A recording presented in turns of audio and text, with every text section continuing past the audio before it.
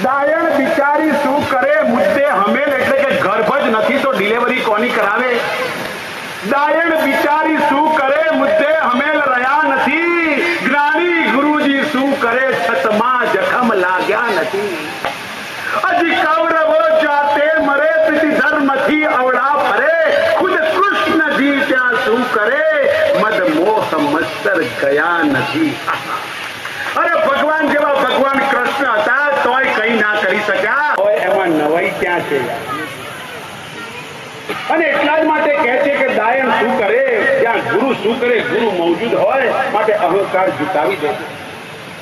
અહંકાર ઝૂકી ગયો આ સૌનકજી. હે સદગુરુ, 8 વર્ષનું બાળક અષ્ટાવક્ર મુનિને એને પ્રશ્ન પૂછે છે, કથમ જ્ઞાનમ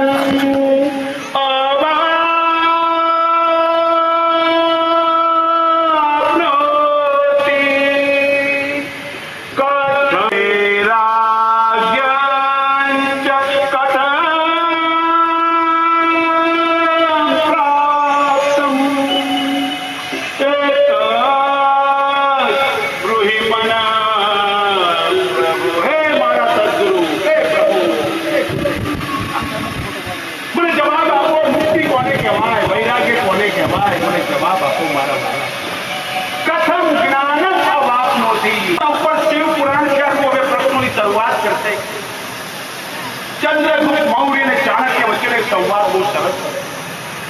ઘણા લોકો કહે છે કે આપણે કોશિશ કરવાની નહીં, આમ કરવાનું, બેસી રહેવાનું, આવું કરવાનું. આ એક કિસ્મત પહેલાથી લખાઈ છે. આટલું માનીએ છે કે અલા માનો છો કે નહીં કે પ્રયત્ન કરવાથી, પુરુષાર્થ કરવાથી, પ્રવૃત્તિ કરવાથી, કર્મ કરવાથી, ક્રિયા કરવાથી, ચેષ્ટા કરવાથી, પુરુષાર્થ કરવાથી શું મળે? શું ખબર કિસ્મતમાં જે લખ્યું છે એ ખોટા? શું ખબર છે તને કિસ્મત પરંપરા માટે એ સૌનકજી પ્રશ્ન પૂછે, ગમે તેવા પ્રશ્નો નથી પૂછતા. શિવ પુરાણની શરૂઆતમાં પ્રશ્નોની પરંપરા. પેલાને કે દૂધ શું, બીજાને કે ચા પીવાના પાપા કે નારો લટ જેવો કે હું દૂધ પીશ, ધૂળ પડી તારામાં.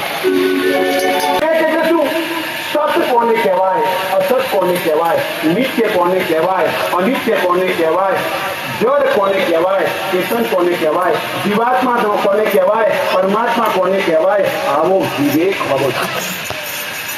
જડ ચેતનનો વિવેક તો કે છે સદાચાર અને ભક્તિમાં રહેલા પુરુષમાં વિવેક કેવી રીતે વધે? આપણે અત્યારે અહીંયા બેઠા છે, બધા ભક્તિમય માતાઓ છે, ભાઈઓ છે, બહેનો છે, બાળકો, દરેકના મનમાં ભક્તિનો સાગર અત્યારે હિલોળા રહી. અને એટલા માટે કહે છે એવા પુરુષમાં, એટલે એવા બધાની અંદર વિવેક કેવી રીતે વધે? કોણ પ્રશ્ન પૂછે? ક્રિયતે કથમ, સજ્જનો પોતાના મનમાં રહેલા વિકારોને દૂર કેવી રીતે કરે છે? કોણ? સજ્જનો. આપણી વાત નથી કરી, સજ્જનો ની કરી, આપણી કરે છે. સજ્જનો પોતાના મનમાં રહેલા વિકારો એટલે કયા વિકારો? કામ, ક્રોધ, લોભ, મોહ, વેર, ઝેર જે છે આવા બધા વિકારોને સજ્જનો કેવી રીતે દૂર કરે છે? ભાઈ તમે ત્રણેય જણા આ બાકડા પર આવી જશો અને વિચાર કરો, સજ્જન એટલે કોણ? સજ્જન એટલે જે સત્ય આપણને નીકળી ચૂક્યો. સજ્જન એટલે કોણ? જે અત્યારે અહીંયા બધા બેઠા છે મારા હિસાબે એક ઋષિ મુનિ. સ્ત્રી પુરુષની જંજાળમાં પડતો નથી. દુર્ભાગ્ય છે આ સમાજનું. આજે શંકરના મંદિરમાં સ્ત્રીઓને પ્રવેશ ના અપાય. કયા શાસ્ત્રમાં કઈ જગ્યાએ લખ્યું છે? પણ કોણ સમજાવે સાહેબ? સ્ત્રીઓને શિવલિંગને અડવાનો અધિકાર નહીં. અરે આગળ આવશે લિંગ પુરાણ ગતું વાત કરી, જ્યોતિર્લિંગ સમજાય ત્યારે જ્યોતિર્લિંગમાં છે દરેક લિંગની નીચે જે થાળું છે ને એ પાર્વતી છે. શિવ અને શક્તિ વગર સંચાલન શક્ય જ નથી. શિવ અને શક્તિ વગર સર્જન શક્ય નથી. એ પાર્વતી સાહેબ ડુંગરાવાળીની કૃપા નહીં થાય તો ડુંગરાવાળીની કૃપા કોઈ દિવસ નહીં થઈ શકે. ત્યાં જઈને પેલી નર્મદા બૈયાને ચુંદડી ચલાવવાનો મનોરથ કરીશું, 500 મીટરની સાડી પહેરાઈશું, પણ ઘરની માને સાડી લાવવાના ફાંફા હોય છે. વિચાર તો કરો, ત્યાં પ્રતિષ્ઠા મળે છે એને માટે વિચાર કરવાનો. આજે સમાજની અંદર ડુંગરાવાળીની કૃપા જોઈતી હોય ને તો ઉમરાવાળીની કૃપા યાદ કરજો. અને સાહેબ એક વસ્તુ તમને નિષ્ઠાપૂર્વક કહું, જો તમારી માતા હયાત હોય, તમારી માતા હયાત હોય અને જો તમારું ધંધામાં કે કોઈ પણ તમારા જીવનમાં વિઘ્ન આવતું હોય ને, તમારી માતાના ચરણોમાં કહેજો કે હે માતા મારે વિઘ્ન આવે છે. સાહેબ એ વિઘ્ન તમારું પૂર્ણ થશે નથી સાહેબ, જાઓ.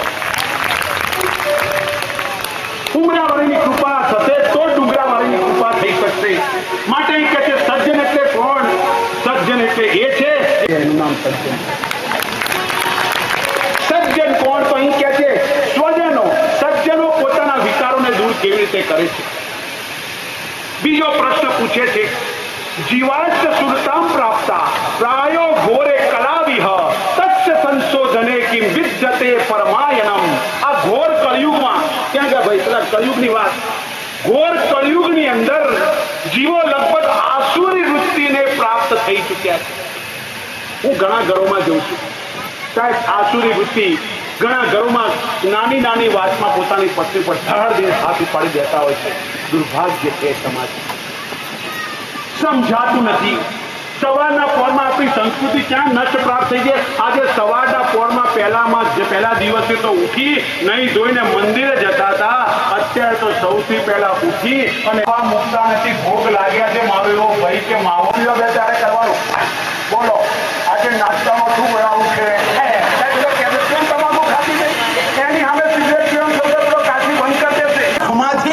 એક પ્રશ્નો નીકળી, એને ઉદ્ધાર નીકળ્યા. ગુરુ કોણ કયો? ગુરુ ખુશ ન થાય પોતાનો શિષ્ય આવા પ્રશ્ન પૂછતો હોય તો કયો? વાચ ધન્યત્વમ. હા, તું બહુ ધન્ય છે. પોતાના શિષ્યને કહે છે તું ધન્ય છે. મુનિ શાર્દુલ શ્રવણમ પ્રીતિ લાલસઃ. તારી લાલસા શ્રવણ માટેની છે. અતો વિચાર્યમ સુવિધા વચમી શાસ્ત્ર મહોત્તમમ. આહા, બહુ અદ્ભુત.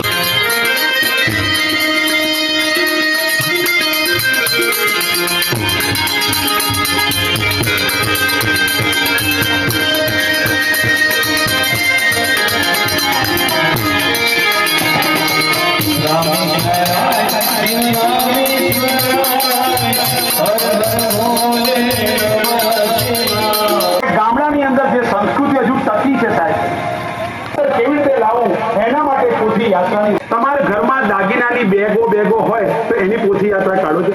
એટલે હાથે ના તો વધેલું હોય, હવાનું આટલું વધ્યું હોય એ નાખી દો છો કે નહીં? પછી પાણીના ગોળા ઢોળી દો છો કે નહીં? હવે મારે તમને એ પૂછવું છે, તમારું વધેલું અનાજ આટલું હોય એમાં ગ્રહણ લાગતું હોય તો ફેંકી દો છો? તમારા પાણીની માટલીમાં પાણી આવ્યું હોય એને ફેંકી દો છો? તો તમારા ઘરની અંદર દાગીના પેલા હીરા મોતીના સોનાના છે એને ગ્રહણ ના લાગે? હું ને આ માસ્ટર સાહેબ નીકળીશું હવે ગ્રહણના દાડે બધા અમને આપી દે તો અમારે ઘણા લોકો છે. એટલે મર્યાદાનો